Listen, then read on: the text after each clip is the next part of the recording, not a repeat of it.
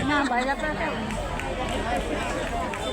Kaya pa kita minata baila si Budjay. Mundo lang alay baila pero makahipa ka no? Kay Gordo, sir. Good morning, con ustedes todo, kita barangay Sinunok. Good morning. Good morning. Buenos días, estoy alegre que yo puede manunto con ustedes este día, ¿no? Kaya sabemos es el purpose porque ustedes está aquí ay para ayudar con el team Dalipe, di ba?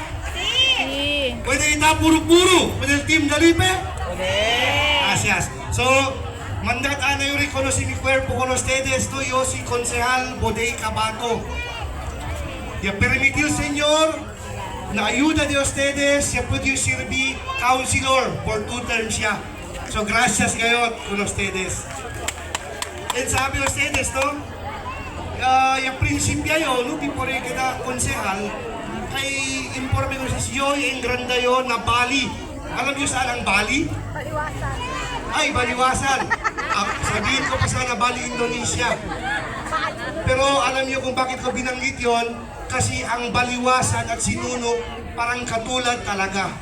Nung mix, may mga Christian, Muslim, and alam ko, yung mga taga-Baliwasan may mga pamilya rin dito sa Sinunok. Ay, di ba?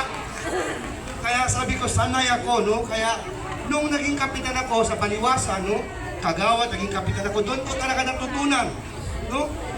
Yung dedikasyon, so paano pagsilbi, yung lahat-lahat, yung marinig, iba't-ibang klaseng problema, at syempre yung natutunan ko sa aking ama, former city councilor si Jimmy Cabato, alam ko kilala nyo.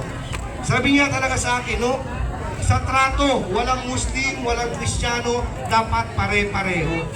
Yun po, si Konsehal Bodey Cabato. Yung balikan ko lang, no? Yung naging kapitan ako sa Baliwasan, line, mga edad ko, mga 20 plus pa lang ako. Baby face pa ako. Pero ngayon, hindi na natin alam. Pero sinasabi ko lang yan para may background kayo na ito si Bodey Cabato may experience na. No? Last February, last year, no, kami, mga konsehales, gusto namin pinag-isipan namin na magtulungan pati ang mayor. Sige, urong anay ki.